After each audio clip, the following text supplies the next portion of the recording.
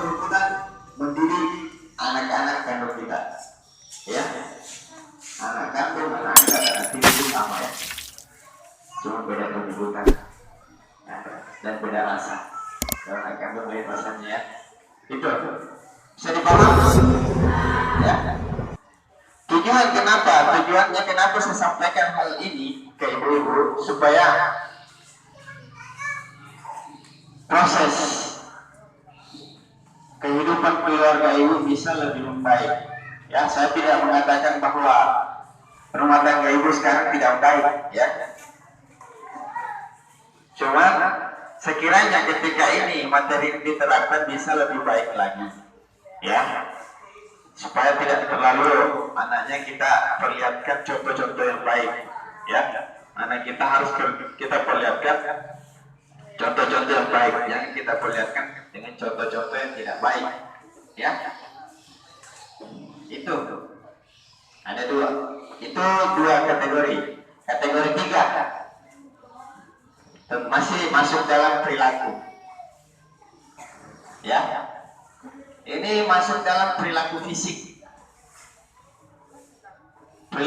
dan perilaku emosional, ya.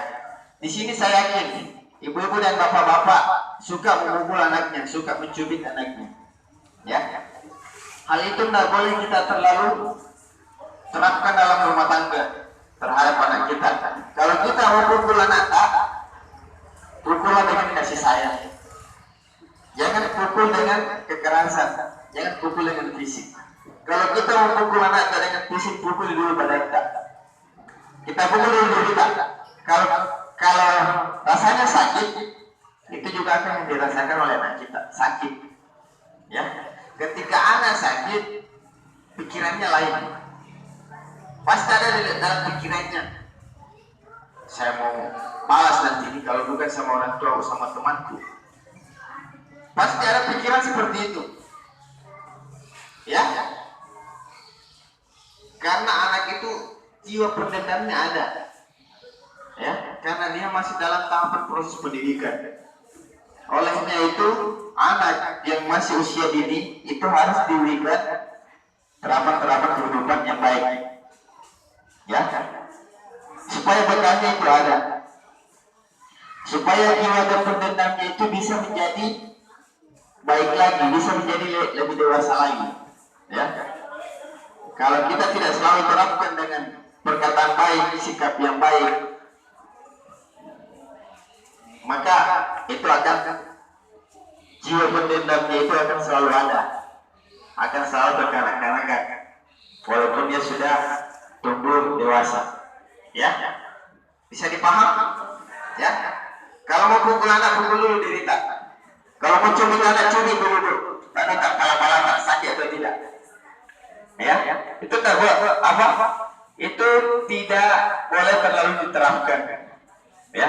Kalau mau pukul anak, mau cubit anak, cubilah dengan kasih sayang, ya. Paham tidak? Bagaimana caranya mencubit kasih sayang, ya? Biasa kita kalau berdua dalam tidak dalam kamar sama suami kita, biasa kita cubit-cubit kasih sayang. Nah, seperti itu. Cuma saya tidak tahu bagaimana, saya belum pernah rasakan, ya. Cuma orang bilang kalau dalam kamar itu baku cubit-cubit kasih sayang. Sakit, rasanya sakit, tapi nyaman dalam perasaan, ya. Itu yang perlu kita terapkan ke anak-anak kita, ya. Bisa dipaham, Bu? Supaya juga nanti pada saat dia ke sekolah, apa yang didapatkan di rumahnya bisa juga diterapkan di sekolahnya. Mama saya, bapak saya penyampaiannya bagus ke saya. Jadi saya selaku anak juga harus menyampaikan perkataan-perkataan baik kepada teman saya, kepada guru saya, ya. Bisa dipaham?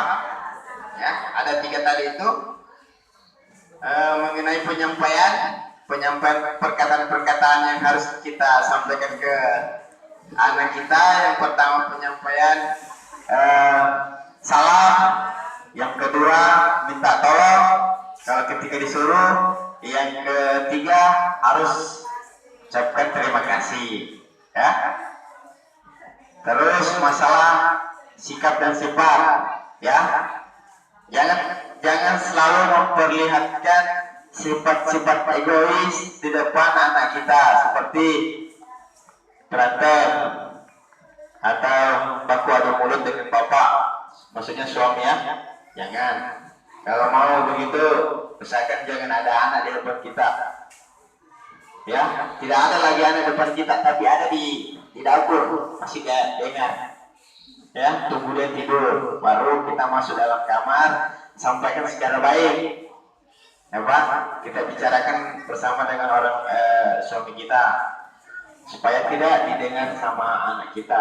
Kalau anak kita dengar dan lihat, itu bisa menjadi cerminan dan contoh buat dia.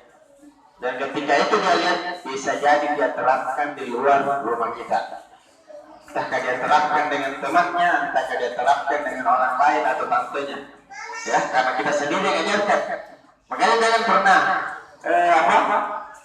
jangan pernah memarahi anak kita ketika berbuat kesalahan, tapi marahi diri kita sendiri. Apakah saya sebagai orang tua sudah betul cari didikan saya kepada anak saya? Kenapa anak saya begitu kurang ajar? Ya, kembalikan kepada diri kita sendiri. Karena segala karakter anak itu ada pada pendirian orang tua. Kalau orang tuanya buruk, anaknya pun juga ikut buruk. Ya, kecuali anaknya dikasih masuk dalam pesantren mulai dari SD. Bisa jadi baik keluar walaupun rumahnya buruk, orang tuanya buruk. Ya, kan gitu. Tapi saya yakin di sini tidak ada orang tua ibu-ibu yang buruk, semuanya baik, saya yakin.